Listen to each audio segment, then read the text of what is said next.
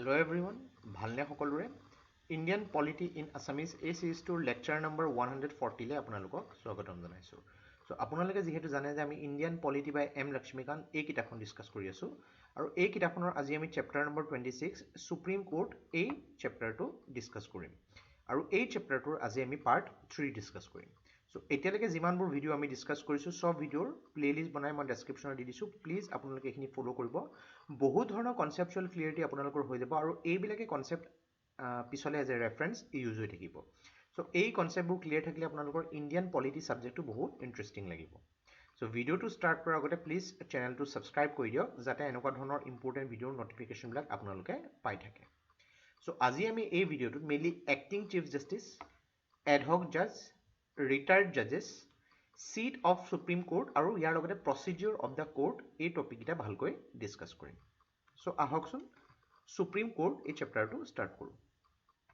চ' as usual আপোনালোকে যিহেতু জানে যে আমি ইণ্ডিয়ান পলিটি প্ৰত্যেকটো চেপ্টাৰৰ এনেকৈ ইম্পৰ্টেণ্ট পইণ্টবোৰ লিখি লৈছোঁ আৰু প্ৰত্যেকটো পইণ্টৰ চাব পইণ্ট চাবৰ চাব পইণ্ট এনেকৈ ডিছকাছ কৰি গৈ থাকিম। চ' এই প্ৰচেছত ডিছকাছ কৰিলে কোনো ধৰণৰ পইণ্ট আপোনালোকৰ ৰৈ নাযায় আৰু এটা ছিষ্টেমেটিক এপ্ৰ'চত আমি ছাবজেক্টটো শিকা হ'ব। চ' অলৰেডি আমাৰ যথেষ্টখিনি যি টপিক ডিছকাছ কৰা হৈ গৈছে, composition and appointment, qualification, oaths and salaries, tenure and removal, then ইয়াৰ লগতে এক্টিং, এডহক, ৰিটায়াৰ্ড জাজেছ আৰু ইয়াৰ লগতে চিট এণ্ড প্ৰচিডিউৰ এই দুটা টপিক আজি আমি ভালকৈ ডিছকাছ কৰিম। চ' মই এইটো এজিউম কৰিছোঁ যে মোৰ লগতে ভিডিঅ'টো শুনাৰ লগতে আপোনালোকে কিতাপখনো সন্মুখত মেলি পেলাই পঢ়িবলৈ চেষ্টা কৰিছে। চ' এক্টিং চিফ জাষ্টিছ, এক্টিং শব্দটোৰ অৰ্থ যদি আপুনি বুজিবলৈ যায়, এটা এনেকুৱা পজিশ্যন যিটো পজিশ্যন ইমিডিয়েটলি ফিল আপ কৰা হয় যাতে ভেকিউম হৈ নাযায়। ধৰি লওক আজি এটা দলৰ, এটা ক্ৰিকেট টীম, মই কথাটোৱে কওঁ, তাৰ কেপ্টেইন এজন আছে, কিবা কাৰণত বোলে ছাপ'জ সেই কেপ্টেইনজন ছাপ'জ তেওঁৰ ইনজুৰি হৈ গ'ল বা কিবা কাৰণত তেওঁ বোলে এটা টুৰত পাৰ্টিচিপেট কৰিব নোৱাৰিব। অলৰেডি 11জন প্লেয়াৰ চিলেক্ট কৰি থোৱা আছে। এতিয়া কথাটো কি, এনেকুৱা এজন প্লেয়াৰক এই খেলি থকা প্লেয়াৰসকলৰ মাজতেই বনাই দিয়া হ'ল as a acting captain, particular সেই ছাপ'জ টুৰটোৰ কাৰণে, সেই পাৰ্টিকুলাৰ টুৰত এই কেপ্টেইনজন নাথাকিব। চ' এই এজন প্লেয়াৰকে এক্টিং কেপ্টেইন বনাই দিয়া হ'ব যাতে তেওঁ কি কৰিব, তেওঁ একদম টেম্পৰেলি এপইণ্ট কৰা হৈছে। যদি বাই চান্স এই কেপ্টেইনজন আকৌ ঘূৰি নাহে তেতিয়াহ'লে কি কৰা হ'ব, এই সদস্যসকলৰ মাজত যিজন বেষ্ট চুজ কৰা হ'ব তেতিয়া এইজন নাথাকিবও পাৰে। চ' এক্টিং পজিশ্যনটোৰ অৰ্থটো সেইটো বুজোৱা হৈছে। চ' ইয়াত কথা কোৱা হৈছে acting chief justice. Acting chief justice মানে এনেকুৱা এজন ব্যক্তিক চিফ জাষ্টিছ বনোৱাৰ কথা যিজনক ইমিডিয়েটলি বনাবলগীয়া হৈছে চিফ জাষ্টিছ অফ ইণ্ডিয়া, কিন্তু একৰ্ডিং টু প্ৰচিডিউৰ যেতিয়া এপইণ্ট কৰা হ'ব এইজন চিফ জাষ্টিছ নাথাকিবও পাৰে। এতিয়া কথাটো হৈছে এই এক্টিং চিফ জাষ্টিছ কোনে এপইণ্ট কৰিব, প্ৰেচিডেণ্টে এপইণ্ট কৰিব। চ' প্ৰেচিডেণ্টে কি কৰিব, এজন জাজক সুপ্ৰিম কোৰ্টৰ এক্টিং চিফ জাষ্টিছ এপইণ্ট কৰিব পাৰে। এজন জাজ সুপ্ৰিম কোৰ্টৰ জাজ হিচাপে তেওঁ কাৰ্যনিৰ্বাহ কৰি আছে, তেতিয়া পাৰে যেতিয়া সেই চিফ জাষ্টিছৰ যিটো পজিশ্যন আছে সেইটো ভেকেণ্ট হৈ থাকে। তিনিটা ইয়াত আমাৰ দিয়া আছে পইণ্ট। প্ৰথমটো পইণ্ট যে চিফ জাষ্টিছৰ যিটো পজিশ্যন সেইটো ভেকিউম হৈ আছে, গতিকে এজন সুপ্ৰিম কোৰ্টৰ জাজক প্ৰেচিডেণ্টে চিফ জাষ্টিছ বনাব পাৰে। আৰু চিফ জাষ্টিছ অফ ইণ্ডিয়াৰ যিজন ব্যক্তি টেম্পৰেলি এবচেণ্ট হৈ আছে তেতিয়া বনাব পাৰে, নাইবা চিফ জাষ্টিছ অফ ইণ্ডিয়াৰ যিজন ব্যক্তিয়ে কাৰ্যনিৰ্বাহ কৰি আছিলে তেওঁ নিজৰ ডিউটিটো পাৰফৰ্ম কৰিব পৰা নাই। এই তিনিটা পজিশ্যনত প্ৰেচিডেণ্টে সুপ্ৰিম কোৰ্টৰ এজন জাজক টেম্পৰেলি এক্টিং চিফ জাষ্টিছ বনাব পাৰে। একদম সহজ কথা, একো ইয়াত ৰকেট চাইন্স নাই। নেক্সট কথাটো হ'ল এডহক জাজ। এডহক শব্দটোৰ অৰ্থ এইটো বুজোৱা হৈছে যে এজন ব্যক্তিক টেম্পৰেলি এপইণ্ট কৰা হৈছে কিন্তু এটা পাৰ্টিকুলাৰ কামৰ পিছত তেওঁক আঁতৰাই দিয়া হ'ব। এডহক শব্দটোৰ অৰ্থ সেইটো বুজোৱা হৈছে। চ' কথাটো হৈছে ইয়াত পাৰ্লিয়ামেণ্টক লেক অফ কোৰাম যেতিয়া হয়, যিকোনো ক্ষেত্ৰত সুপ্ৰিম কোৰ্টত এজন ব্যক্তিক চিফ জাষ্টিছ এপইণ্ট কৰিব পাৰি, চিফ জাষ্টিছে এপইণ্ট কৰিব পাৰে এজন ব্যক্তিক সুপ্ৰিম কোৰ্টৰ জাজক। চ' এডহক জাজ কোনে এপইণ্ট কৰিব, সুপ্ৰিম কোৰ্টৰ চিফ জাষ্টিছ এইজনে এপইণ্ট কৰে সুপ্ৰিম কোৰ্টৰ জাজৰ কাৰণে। এতিয়া ছাপ'জ তেওঁ এজন ব্যক্তিক হাই কোৰ্টৰ এজন জাজ হয় এই হাইকোৰ্টৰ জাজজনক কি কৰিব পাৰে তেওঁ টেম্পৰেলি সুপ্ৰিম কোৰ্টৰ জাজ হিচাপে এপইণ্ট কৰিব পাৰে সো সেই এপইণ্টমেণ্ট কৰিবৰ বাবে তেওঁ কি কৰিব লাগিব দুজন মানুহৰ কনসেন্ট ল'ব লাগিব প্ৰথমজন হৈছে প্ৰেসিডেন্ট তেওঁ প্ৰেসিডেন্টৰ কনসেন্ট ল'ব লাগিব চিফ জাস্টিস অফ ইণ্ডিয়া আৰু দ্বিতীয়তে সেই পাৰ্টিকুলাৰ হাইকোৰ্টৰ চিফ জাস্টিস সাপোজ এতিয়া মই কথাটো কৈছো যে এজন চিফ জাস্টিস অফ ইণ্ডিয়াই আমাৰ ধৰি লওক গুৱাহাটী হাইকোৰ্টৰ এজন জাজক সুপ্ৰিম কোৰ্টৰ জাজ হিচাপে এপইণ্ট কৰিব পাৰে সো তেওঁ এই ক্ষেত্ৰত প্ৰেসিডেন্টৰ পৰা কনসেন্ট ল'ব লাগিব আৰু গুৱাহাটী হাইকোৰ্টৰ চিফ জাস্টিসৰ পৰা কনসেন্ট ল'ব লাগিব তেতিয়া সেই ব্যক্তিজনক সেই জাজজনক সুপ্ৰিম কোৰ্টৰ জাজ হিচাপে এপইণ্ট কৰিব পাৰে এতিয়া কথাটো হৈছে এই ব্যক্তিজনক যেতিয়া চিফ জাস্টিস সুপ্ৰিম কোৰ্টৰ জাজ হিচাপে এপইণ্ট কৰিব তেতিয়া তেওঁৰ হাতত সেইখিনি কোৱালিফিকেশ্যন লাগিব যিজন এজন সুপ্ৰিম কোৰ্টৰ জাজৰ হ'ব লাগে তেতিয়াহে পাৰিব কিন্তু আৰু ইয়াত যেটো কোৱা হৈছে যে তেওঁৰ এইখিনি যিখিনি এপইণ্টমেণ্ট কৰা হ'ব তেওঁ যিখিনি সুপ্ৰিম কোৰ্টৰ জাজৰ যিখিনি জুৰিসডিকশ্যন পাৱাৰ প্ৰিভিলেজেছ যিখিনি সুপ্ৰিম কোৰ্টৰ জাজে পাব লাগে গোটেইখিনিয়ে পাব তাত নেক্সট আমি ডিসকাস কৰিম ৰিটায়াৰ্ড জাজ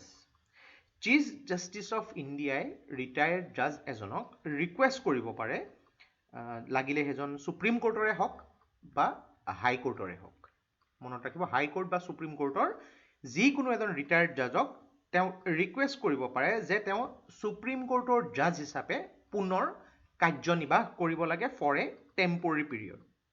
কিন্তু কথাটো হৈছে তেওঁ সেই যেটো ৰিকুৱেষ্টটো কৰিব এপইণ্টমেণ্টটো দিব কাৰণ এপইণ্টমেণ্ট দিব চিফ জাস্টিস অফ ইণ্ডিয়াই দুজন ব্যক্তিৰ পৰা পাৰমিশ্যন ল'ব লাগিব প্ৰথমতে কাৰ ল'ব লাগিব প্ৰেসিডেন্টৰ পাৰমিশ্যন ল'ব লাগিব প্ৰেসিডেন্টৰ কনসেন্ট ল'ব লাগিব আৰু সেই ব্যক্তিজনৰ নিজৰ পৰা ল'ব লাগিব যে ব্যক্তিজনে যদি কৰিবলৈ নিবিচাৰে তেওঁ বাধ্য কৰাব নোৱাৰে প্ৰেসিডেন্ট আৰু সেই ব্যক্তিজনৰ পৰা পাৰমিশ্যন ল'ব লাগিব এতিয়া সেই ব্যক্তিজনক যেতিয়া সুপ্ৰিম কোৰ্টৰ জাজ হিচাপে এপইণ্ট কৰিছে ৰিটায়াৰ্ড জাজজনক তেওঁ গোটেইখিনিয়ে স্যালাৰি এলাউৱেন্সেছ যিখিনি আছে পাৱাৰ গোটেইখিনিয়ে তাত তেওঁ পাব নেক্সট আমি ডিসকাস কৰিম seat of the supreme court so আমি এটা কথা যেহেতু জানো যে সুপ্ৰিম কোৰ্টখন ক'ত আছে দিল্লীত আছে এতিয়া কথাটো কৈছে কনস্টিটিউশনে আমাক যেটো কোৱা হৈছে যে সুপ্ৰিম কোৰ্টৰ যেটো সিট হেতু দিল্লীত আছে কিন্তু ইয়াত চিফ জাস্টিস অফ ইণ্ডিয়াক হেতু পাৱাৰ দিয়া হৈছে যে তেওঁ অন্য এখন জেগাৰ যেটো পজিশন আছে যেটো লোকেশন আছে হেতুকো চিফ জাস্টিস হেতুকো সুপ্ৰিম কোৰ্টৰ সিট হিচাপে এপইণ্ট কৰিব পাৰে কিন্তু তাৰ বাবে তেওঁ কি কৰিব লাগিব প্ৰেসিডেন্টৰ এপ্ৰুভেল ল'ব লাগিব মানে ধৰি লওক বৰ্তমান সুপ্ৰিম কোৰ্টখন যেটো সিট আছে মানে য'ত সুপ্ৰিম কোৰ্টখন আছে বৰ্তমান সেইখন দিল্লীত আছে কিন্তু এটা বলে কলকাতাত এটা বলে এৰিয়া এটা বনাই পেলাই তাত সুপ্ৰিম কোৰ্টখন ঘোষণা কৰিব লাগে তাৰ কাৰণে চিফ জাস্টিস অফ ইণ্ডিয়া প্ৰেসিডেন্টৰ পৰা এপ্ৰুভেল ল'ব লাগিব এতিয়া কথাটো হৈছে এইটো হৈছে অপচনেল নট কম্পালসৰি সো কথাটো হৈছে যে ইয়াত কোনো কোৰ্টে প্ৰেসিডেন্টক বা চিফ জাস্টিসক এইটো অৰ্ডাৰ দিব নোৱাৰে যে পাৰ্টিকুলাৰ এখন সিটিত গৈ পেলাই সুপ্ৰিম কোৰ্টে সেই সুপ্ৰিম কোৰ্টৰ সিটটো বদলাই দিয়া হ'ব এই কথাটো ক'ব নোৱাৰে নেক্সট হৈছে procedure of the court Supreme কোৰ্টে ইয়াত প্ৰেসিডেন্টৰ এপ্ৰুভেল লৈ পেলাই যিখিনি কোৰ্টৰ ৰেগুলাৰিটি থাকিব লাগে প্ৰেক্টিছ থাকিব লাগে প্ৰচিডিউৰ থাকিব লাগে সেইখিনি ইয়াত কি হৈছে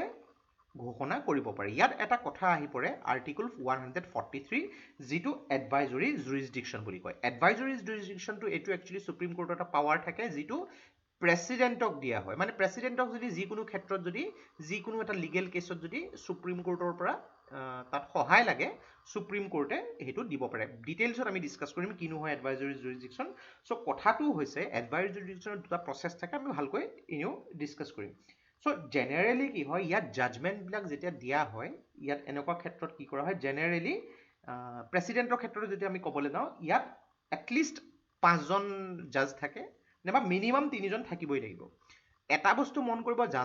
জাজৰ সংখ্যা সদায় অড নাম্বাৰ থাকে অড নাম্বাৰ থকা কাৰণটো কি 3 জন থাকিব পাৰে মিনিমাম 5 জন থাকিব পাৰে 7 জন থাকিব পাৰে 9 11 13 এনেকৈ আগবাঢ়ি গৈ থাকে কথাটো এতিয়া এইটো কাৰণে কৰা হয় সাপোজ তিনিজন ব্যক্তিয়ে আছে তেওঁলোকৰ এখন বেঞ্চ বনোৱা হৈছে এই তিনিজন ব্যক্তিয়ে দুজনে যদি এটা পাৰ্টিকুলাৰ ডিসিশনত ইয়েস বুলি ক'লে আৰু এজনে সাপোজ নো বুলি ক'লে তেতিয়াহ'লে সংখ্যাগৰিষ্ঠতা হিচাপত দুইটো বেছি হয় সো কি হ'ব এইটো মনা হ'ব যদি নোটো দুজনে কৈছে আৰু ইয়েস এজনে কৈছে তেতিয়াহ'লে নোটো মনা হ'ব সেইটো কাৰণে অযুগ্ম দিয়া হয় আৰু তিনিওজনে যদি নো বুলি কৈছে বা তিনিজনে যদি ইয়েস বুলি কৈছে তেতিয়াহ'লে কথাই নাই সেইটো মনা হ'ব সেইটো কাৰণে ইয়াত অড নাম্বাৰ ৰখা হয় সেই বেঞ্চখনৰ জাজৰ সংখ্যা সো বেলেগ বেলেগ কেছত এইটো সংখ্যা বেলেগ বেলেগ হ'ব পাৰে তো এইখিনি সিম্পল ইমান এটা কমপ্লিকেটেড বস্তু নহয় নেক্সট আমি ডিসকাস কৰিম independence of supreme court so ইয়াত ইণ্ডিপেণ্ডেন্স অফ সুপ্ৰিম কোৰ্টৰ আমি নেক্সট যেটো ভিডিঅ'ত ভালকৈ ডিসকাস কৰিম সুপ্ৰিম কোৰ্টে যে ইণ্ডিপেণ্ডেন্টলি কাম কৰিব পাৰে এই ইণ্ডিপেণ্ডেন্টলি কাম কৰিবৰ কাৰণে সুপ্ৰিম কোৰ্টক কিছুমান পাৱাৰ দিয়া হৈছে সুপ্ৰিম কোৰ্টৰ যিসকল জাজ আছে সেই জাজসকলক কিছুমান স্বাধীনতা দিয়া হৈছে এই স্বাধীনতাটো কিয় ইম্পৰ্টেন্ট যাতে সুপ্ৰিম কোৰ্টে কোনো এক্সিকিউটিভ বা কোনো পলিটিক্যাল পাৰ্টি বা যিকোনো ধৰণৰ তেওঁলোকৰ প্ৰেছাৰত লৈ পেলাই কোনো ধৰণৰ ডিসিশন দিব নালাগে বিকজ বহু ধৰণৰ প্ৰেছাৰ আহিব পাৰে এজন জাজ তেওঁ সাপোজ এটা ডিসিশন দিলে সেই ডিসিশনৰ পিছত যদি তেওঁৰ সাপোজ ৰিটায়াৰমেন্টৰ পিছত প্ৰবলেম হৈ যায় বা যিকোনো ধৰণৰ প্ৰবলেম হৈ যায় এনেকুৱা ধৰণৰ যাতে নহওক সুপ্ৰিম কোৰ্টখন এইটো বুলি কোৱা হয় যে ফান্ডামেন্টাল গ্যাৰান্টাৰ অফ দা কনস্টিটিউশন আমাৰ কনস্টিটিউশনখনৰ গ্যাৰান্টাৰ কোন হয় সুপ্ৰিম কোৰ্ট হয় সো সুপ্ৰিম কোৰ্টৰ যিটো জাজমেন্ট গোটেই দেশতে মানি লোৱা হ'ব সো যিসকল জাজে এই সুপ্ৰিম কোৰ্টৰ যিটো জাজমেন্ট দিছে সেইটো নিৰপেক্ষ হ'ব লাগে স্বাধীনভাৱে তেওঁলোকে দিব পৰা হ'ব লাগে সো এইখিনিকে কথা আমি নেক্সট ভিডিঅ'টোত ভালকৈ ডিসকাস কৰিম সো আজি এই ভিডিঅ'টোত ইমানতে আমি সামৰিছো আশা কৰিছো বহুত কথা আপোনালোকে শিকিব পাৰিলে ভিডিঅ'টো প্লিজ আপোনালোকে ফ্ৰেণ্ডছ বা অন্যান্য এস্পিৰেন্ট যিসকলে প্ৰিপাৰেচন কৰিছে তেওঁলোকৰ শ্বেয়াৰ কৰিব বহুত সুবিধা হ'ব বহুত কথা জানিব পাৰিব আৰু প্লিজ অকমান শ্বেয়াৰ কৰিব যাতে ভিউজ অলপ বাঢ়ে বিকজ বহুতেই ভিউজ কমি আছে আমাৰো ভাল লাগে যেতিয়া ভিউজ বাঢ়ে সো আজি এই ভিডিঅ'টোত ইমানেই ভিডিঅ'টো প্লিজ লাইক কৰিব সাবস্ক্ৰাইব কৰিব আৰু শ্বেয়াৰ কৰিব so take care thank you and Jai Hind